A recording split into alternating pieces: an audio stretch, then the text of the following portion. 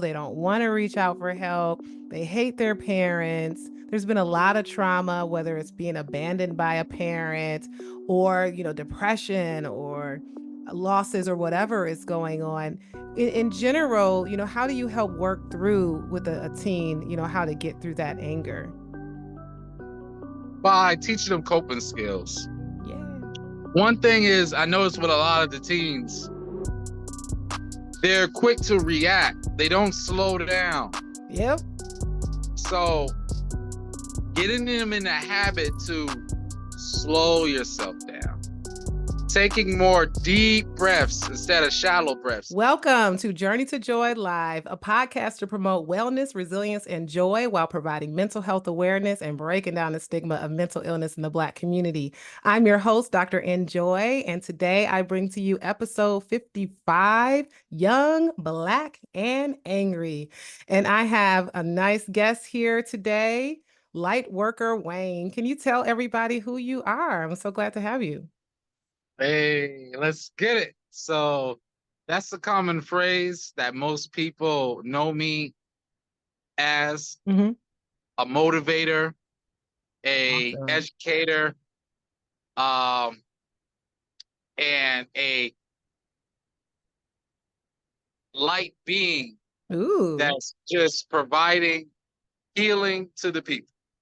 So to put it simply, I work with a lot of youth, young Mm-hmm. men, as far as with counseling, mental Mm-hmm. health, addressing the anxiety, the depression, the Nice. anger, teaching conflict resolution skills, Oh, teaching how to raise self-esteem, assisting in 6 areas. They're physical, mental, emotional, financial, social, and spiritual.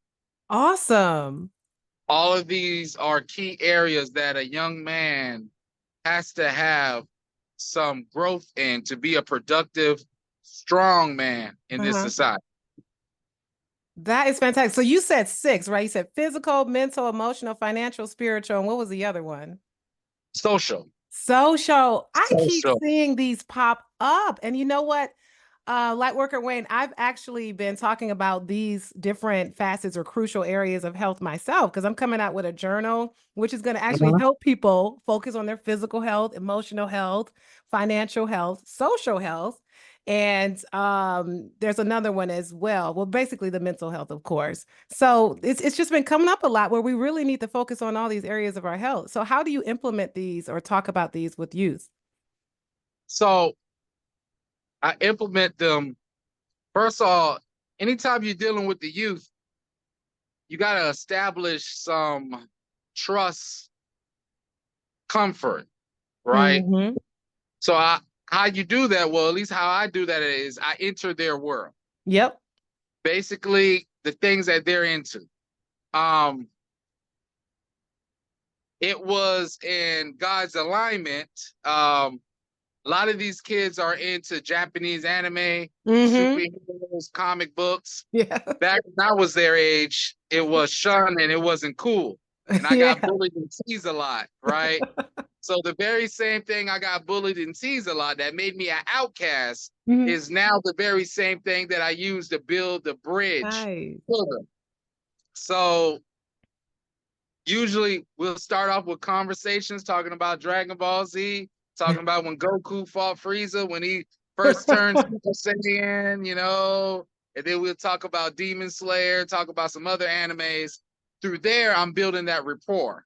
That's And once good. I build a rapport with them, then I start implementing lessons through Mm. their favorite anime or cartoons. That's real good. Uh, so for example, Hmm. right? If I'm teaching a concept about overgeneralization Hmm. that stems from our mental, Yep. it's a character from Dragon Ball Z named Frieza, one of the villains, Yeah. that overgeneralize the heroes Ooh. because they're a particular alien race called Saiyans. Hmm. So he overgeneralized them to where he becomes racist, where he makes Mm. racist remarks to them. So I use that for them to understand better about overgeneralizing. That's great. So, and then so from that lesson, I'm able to expand on and let them know, okay, So you don't want to overgeneralize every cop. Not every cop is a bad guy. Not Correct. every authority figure or judge wants to lock you up. Right? That's real good. So you see how I built that bridge? That's And now, you did. Yeah, exactly. yeah. And they're That's really really able good to because get it. as we're talking about young, black, and angry, that's literally one of the things that black people in general, but we're talking about young black people that they're angry about, like thinking the police are going to do something, and maybe this police officer is trying to help out. So that's a really good one because we can tend to overgeneralize a lot. Yeah. Exactly. Exactly. Wow. What ages do you work with again? Oh no, you set up to you do young. Well, I think this was before we were Yes. recording. You're telling me what ages you see. So what ages do you work with? Tell the audience. Yes, from 7 all the way up to young adults. But my Hmm. niche is teenagers and young adults. Yeah. I'm really able to relate to them because I get it. Hmm. They want to find who they are. They want to be cool. They Hmm. want to fit in. And a lot of the stuff that I just mentioned, a lot of the Yeah. media content, the anime, that's generally what they're watching at that age. Yeah. Yeah. I need to get into that and learn it for myself because I know with the sports, I try to reach rapport with my patients with that at least, talking about LeBron or NBA or football and things like that. So it seems Yeah. to work out. But anime, I don't know so much about that myself. So it would be nice to help with rapport. Yeah. well, That's well, really well, that's important. Hmm? yeah. It will give you a lot of cool points. Exactly. That's how I feel when I start talking about the sports. I'm like, oh, they're gonna think I'm cool. At least that's how I think. Yeah. They're probably just like, whatever, you don't know what you're talking about. I could probably scratch the surface, but yeah, I mean, that's the thing. We gotta reach our kids where they are. And I know I bring myself, I don't act a certain way. You have to bring yourself when it's time to talk to these kids. Uh, Now, have you had situations with these kids where they're angry and they don't even want to talk to you? What do they tend to be angry about, and how have you helped them? I know that's a lot of questions in one, but yes. I have had situations. Now, it doesn't work for every kid. yeah. Some kids have already made their mind. I remember one kid, he got out of juvie. He got out of juvie. He's 15 years old. And while he was in juvie, oh, he was the sweetest kid. Yes, Hmm. sir. Yes, sir. Yeah, yeah. As soon Oh. as he got out, he started cussing me out. Oh, wow. Yeah. He started cussing me out. His family dynamic wasn't stable. And ultimately, I lost contact with him. He didn't keep his phone on. And the mom had to really just kind of withdraw herself because she had other kids and he was affecting the other kids and he didn't want to listen. So some instances, sometimes some of them have to learn through the hardship and hopefully it's Yeah, not too late. But exactly. for some of them that are just angry, right? Uh-huh. And some of them that are more open, I give them breaks, give them timeouts, I let them process, I let them decompress, right? And then we'll openly talk about the situation that makes them mad. Sometimes it's things with their parents, things with their peers. Hmm. Um, and sometimes they're frustrated because they want to hurry up and be an adult and do adult things. And, Be they're, independent. yeah, Then they want to be a kid again once they're an adult. exactly. All right. Exactly. Yeah. I mean, there's a lot of trauma our kids are going through. Like, I wonder the kid that you said was in juvie and he was nice and then he got out of juvie. Like, was it being re-traumatized and being back home and that instability? Mhm. Like, I wonder, did it have anything to do with that? Versus was he just knowingly just trying to get out and that's why he was being nice? But I think he was just knowingly trying to get out. oh, you do think? Yeah. I think he was knowingly just trying to get out and just playing a role. Then once he got out, also, influences plays a lot. A lot of Yeah. these kids sometimes they get around the wrong peers, Yeah. and the wrong peers living a life that isn't productive. The peers might be living that gang life, Hmm. Hmm. and then he gets caught up into it, and he may not really be about it, and but just he's just searching for Mhm. family and belonging. Yeah. Yeah. Now, how do kids come to see you? Is it because you see everyone that's in juvie, or they can find you no matter where they are? Parents come reach out. How did they get on your caseload? So I'm contracted through different mental health agencies, Okay. and usually either juvie or a mother, right? They'll be referred, Uh-huh. and so they'll be referred to me. The mental health agencies are just an umbrella. It's just an umbrella I work under. Gotcha. So also through word of mouth as well. Mhm. I've worked with different nonprofits, the businesses that I share my information with. So the Mhm. mother will contact me, and I will proceed to get them set up Mhm. through these mental health agencies. That way we can conduct everything. That way we get a treatment plan. We know how to address it.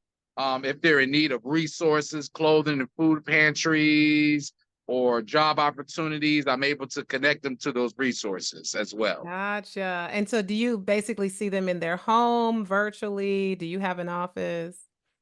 Both. I see them in their homes. Mhm. Sometimes I'll do home visits face to face, but most of the time it is virtually, just like how we're doing right Yeah. now through Zoom. Exactly. That's awesome. Were there situations where you've been in the home and you literally had to like calm someone down or destabilize them because they were in a crisis? Like, does it get that like that? Early on, Mhm. when I first started, um, some homes, some homes they had too much going on. I remember when I first started, this mother was counseling her 9-year-old son, Mhm. and she had all her other kids running around. She will be in the back of the home with some dude, and after the Wow. session was over, I try to get her to come out for I could brief her on it. Exactly. He just kind of wasn't really just kind of wasn't really into it, Wow. she Wow. I guess from her perspective, she thought this was me just talking to the child, and it was, you know, Yeah. a lot of parents don't realize that it's certain things that you're doing to contribute to the behaviors of that child too. Correct. So you can't just call us to come in and save the kid without us addressing some things with you. But a lot of adults are too stuck in their ways, and a lot of them don't want Exactly. to hear it. And then the ego comes. Mhm. So um, that's a barrier. So Huge barrier. yeah, yeah, that's a huge barrier. And it's So not that you're, so to speak, saying at fault. I like your choice of words. There's some ways that the parents contribute to it, with the yeah, environment. They contribute to what's going on with their kid. So, like family sessions, family therapy, those things are necessary.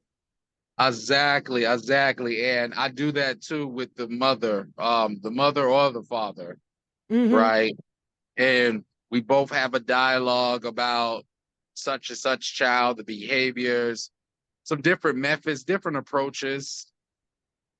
Yeah. I mean, it's a tough job that we're in, tough field. Would you say you have mostly success stories? Or Okay. it's kind of like mostly the opposite, where it's like, No, oh, I don't really feel like I'm doing much. Because sometimes we can get in a rut. We can start to get burnt out when that happens yeah. or get the compassion fatigue. But I mean, do you have success stories or it's like mostly the other way around? Yeah, yes, I do have success stories. So most most of the kids that do work out, most of the kids That's and the good. mothers, they they see the benefits of it, and they end up really just having me kind of mentor their child all the way to their child is grown. That's So awesome. I have some mothers that's been sticking with me for 5 years, right? And I've attended their children graduation, and they just overall see the benefits, and the child has really developed, especially some of the cases where the child has autism, Hmm. or maybe living with some type of challenge, some type of Hmm. mental challenge. Yeah, exactly. That can be difficult. And you kind of help as the glue to get them in to see a therapist or psychiatrist when needed. Hmm. Okay, Yes. fantastic.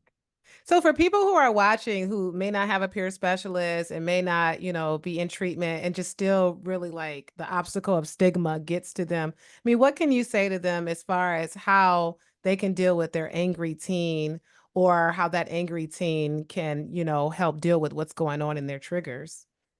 Okay. I'll first say to them, contact resources. Try to seek resources, reach outside help. Our elders always said it took a village to raise a kid. Mm-hmm. Yeah. We got away from that because of, I don't like what such and such believe in. I don't like I don't like what car they drive, blah blah blah blah blah. All these insignificant really factors, right? Mm-hmm. But now we're understanding that we got to get back to that. We got to get Yeah. back to that tribe. So one, taking the pride out of this. Mm-hmm. Your child is going to have so many different teachers in their lives, Mm-hmm. so many different influences. If that other person is an influence, they're a teacher, That's great. Yeah. whether good or bad. So the child's going to have that.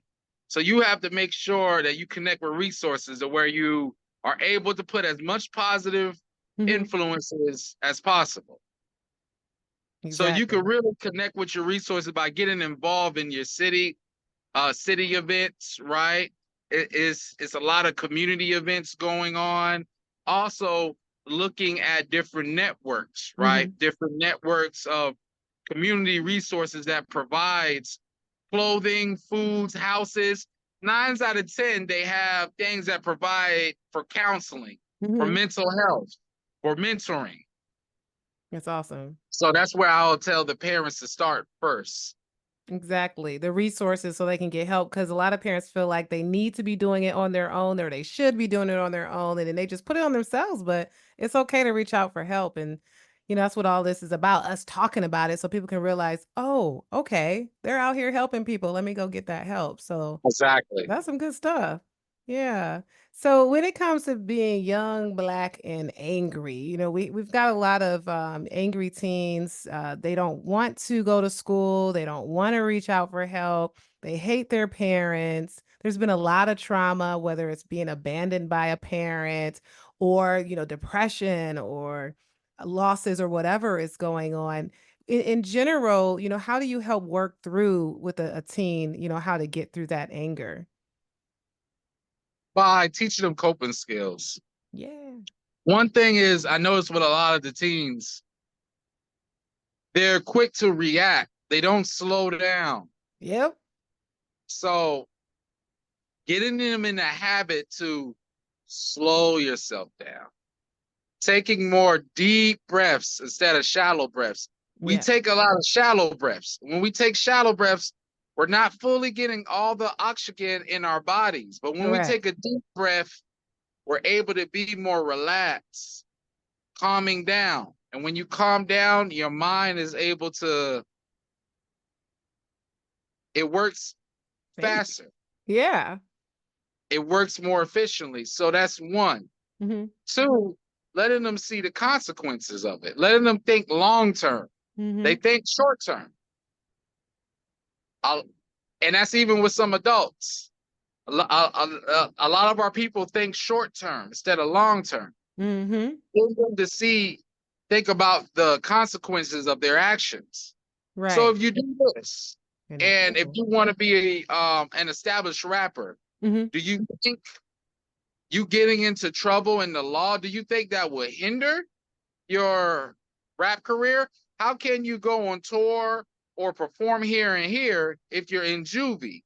Yeah, you might get more street cred, right? There But it is. is that really going to benefit you when you're a Yeah. grown adult? So But getting them how to really think and yeah. process. And how does that work? Like how do we get them? Because that street cred is huge. And then you've got, Yeah.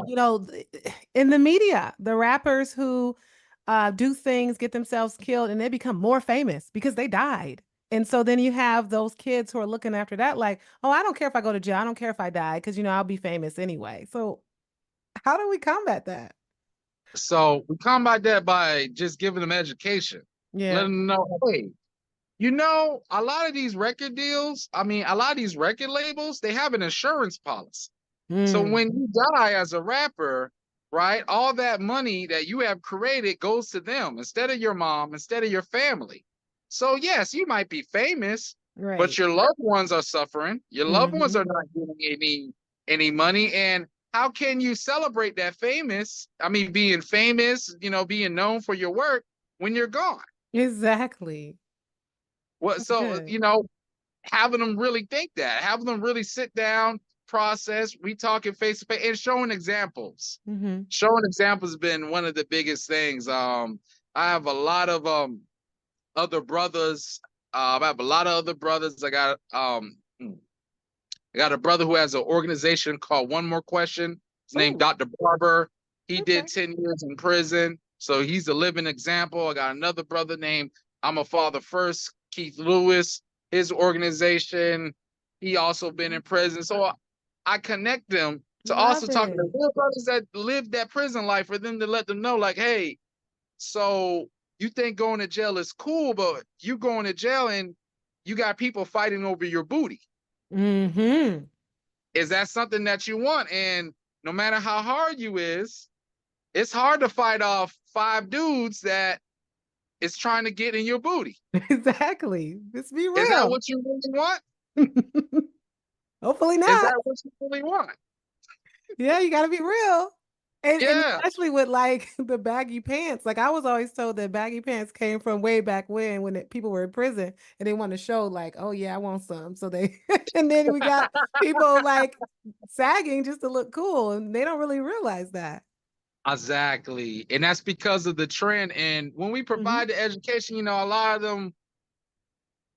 them may still do it because, hey, you know, I'm not gonna lie. When I was young, I did it, Hmm. right? Someone Hmm. provide the education, but I still wanted to be accepted. So that's where we Yeah. then start touching on being the individual. Being cool is being you, being the individual. Yeah. And we using examples like, hey, you know, a lot of the popular guys that you know that was cool, that was clowning around and doing this and that, they're not really doing too much. Correct. And a lot of those quiet, nerdy guys that got picked on, a lot of them doing big things now. A lot of them Exactly. doing big things, big things. Yep. Yep. That's so true. So it's like, Yeah, what are you going to do? So it's that motivational interviewing that we have to do in order to kind of meet them yes, where they are. It's like, what do you want to do? And then just hold on to that. Because it's the cases that are hard are the ones who are like, nope, I don't want to do anything in life. Nope, I want to get in trouble. Yeah, I'd rather be in jail. You know, that kind of thing. It's like, but everyone has a motivator. Somebody's, they're motivated by something. So, yes. And for those kids that's really gun ho about it, it mhm. just takes the I'm good, brother. I'm good, brother. For the kids that where you know they're really being that hard headed, then it takes the lesson. It takes the lesson for them to be in Fulton County Jail and being in those conditions for them to see that. Yep. Yep. Just experiencing it. Some people learn by just being told, but or seeing somebody else, but then some people have to learn by experiencing it. It's just the Exactly. way it is. Now, I know you have a social media talk coming up in a couple weeks on July 24th about how social media affects. I don't want to like give any spoiler alerts as to what might be talked about then, but can we talk quickly about like how social media affects the mental health or even just feeds into that anger that our young kids may have? So hey, I definitely don't mind. I definitely don't mind giving some of the, giving some of the tidbits. But our kids now, they social media a lot of times is an illusion. Mm-hmm. People only post the good times. Yep. People only post them stunting. People only post them when everything's doing good, Yep. right? So a lot of our youth get caught up in that. So our event is talking about digital detoxification, learning how to Mm. not be so much involved in the social media, right? Because even I myself, I'm a content creator. I create content to promote the mental health, but I also know that most of my success lies in forming genuine relationships, face-to-face conversations, rather Yeah, than likes and follows and stuff like that. You correct. know, so for the kids that get angry and upset, they get triggered because they're always on it. Then when you're strolling down through these different reels, different sounds, the sounds affects our minds. Yes. Sometimes it might be someone hollering in an Mm-hmm. argument situation that could give PTSD. Mm-hmm. That might trigger a kid's PTSD if the Yeah. kid has, I mean, if the kid's been diagnosed with it. But just strolling through different reels, it's like going to different worlds, Wow. different concepts, different ideas, and your mind is taking all this information at an It's absorbing accelerated it. rate, and it doesn't have time to process all that. Wow. Doesn't have time to process all that. And what it ends Wow. up doing is it could sometimes it could create some anxiety Mm-hmm. because you might turn on that wrong post Yeah. to where it might be someone getting deleted or something like that. Mm-hmm. Mm-hmm. Yeah. So when it comes to the social media and how it affects our mental health, it does it in a lot of ways. And that's what we're going to talk about in that event and how to That's awesome. unplug from it. Right.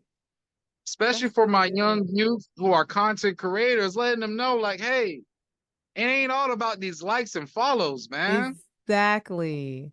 It really Exactly. not. Yeah. Some people deal with some slight depression because, oh, I'm not getting a lot of likes and follows, this and that. Exactly. And it's like, man, go out in the world.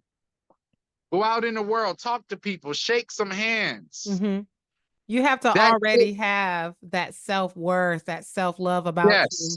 And I was talking to some teen females a couple months ago, and I was telling them like, I'm a content creator, I promote mental health and all that, but I could care less about the likes and the follows. I get happy that I have like, oh, I got 10 views on this video. That's enough because then I feel like I've reached somebody. But one of the teens, she said, well, does it define you?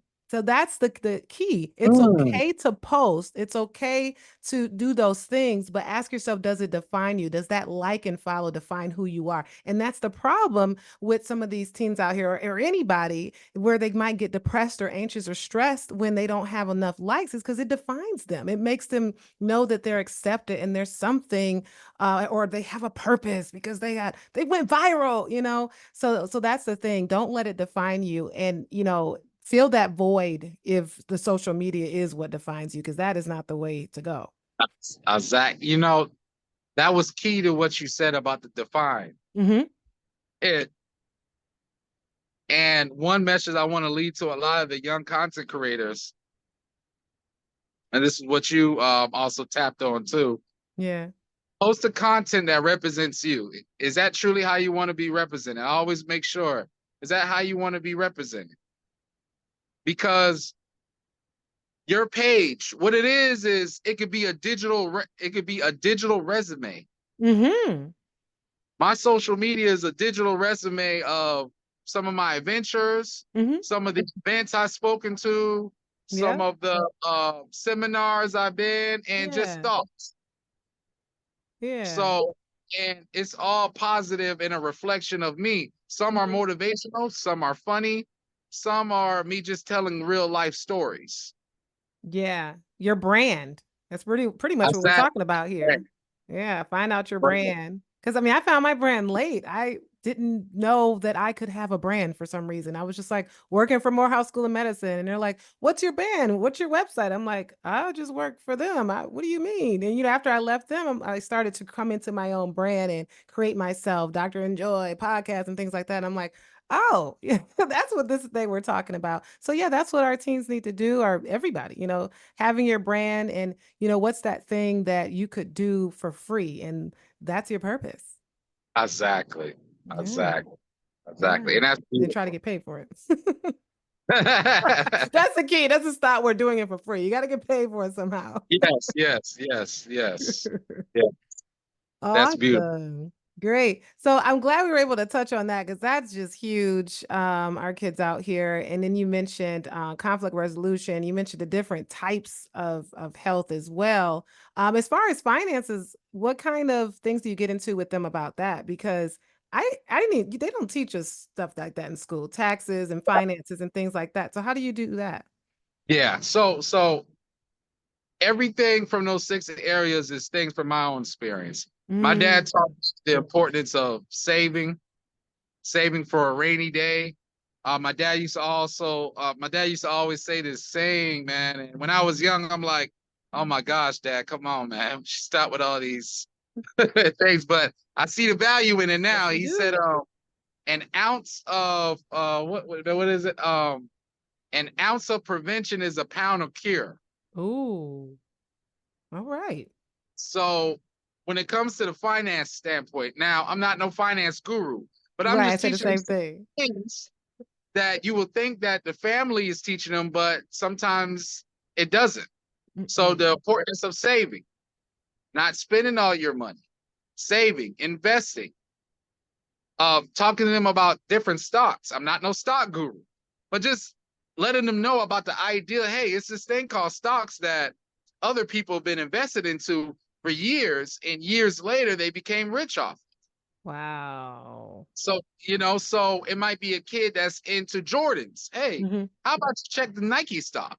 Mm, So when you buy that pair of Jordans, instead of buying the second pair, how about you use that for some Nike stocks? mm. Exactly. And just starting from the things that they're like, hey, you like the game. Hmm. So if you like gaming and you like the PlayStation 5, you got a Sony. How about you think about investing in Sony?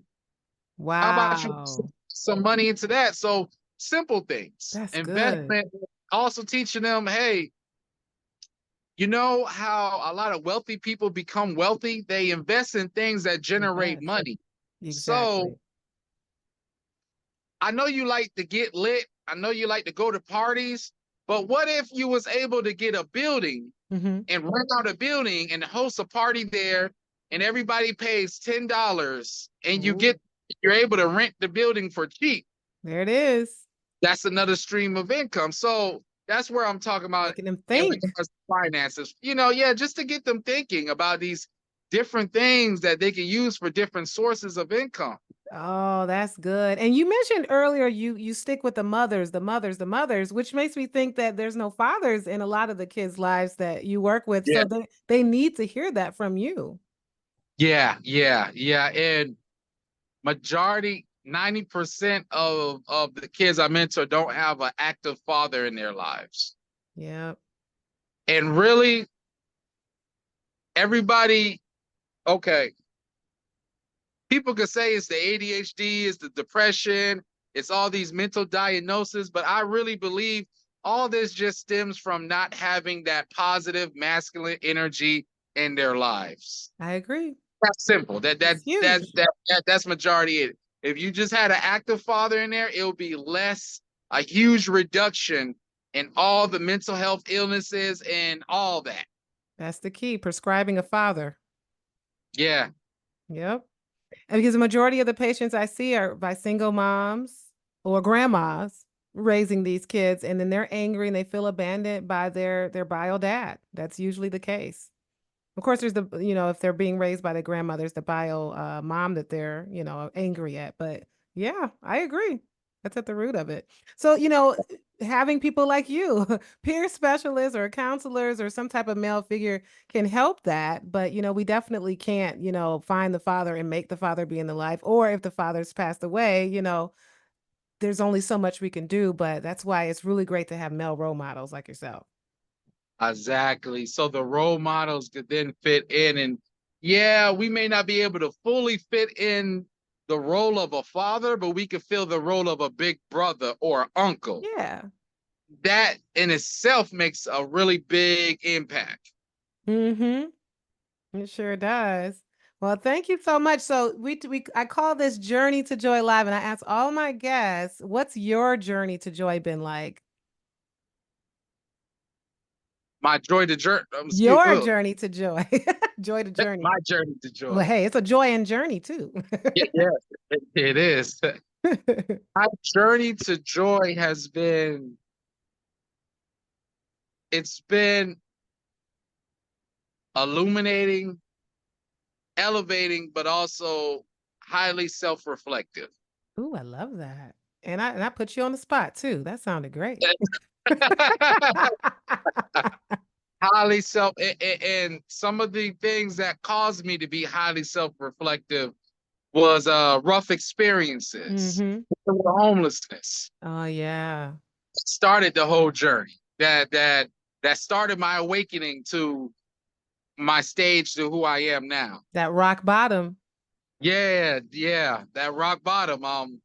It was the hardest moments ever in my life, but I Mm-hmm. wouldn't take it away because it made me more of a man. It put the hustle in me, the ambition.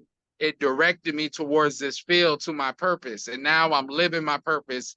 And that's the joy in my journey that I am living That's my nice. purpose, educating, motivating, elevating our youth to their greatest versions of themselves for them to become Super Saiyans. That's awesome. And it created resilience in you. And it just shows that you can go through challenges and come out. And so, no one's perfect. So telling your story like that is fantastic because people need to hear that and say, oh, look at him. You can do it.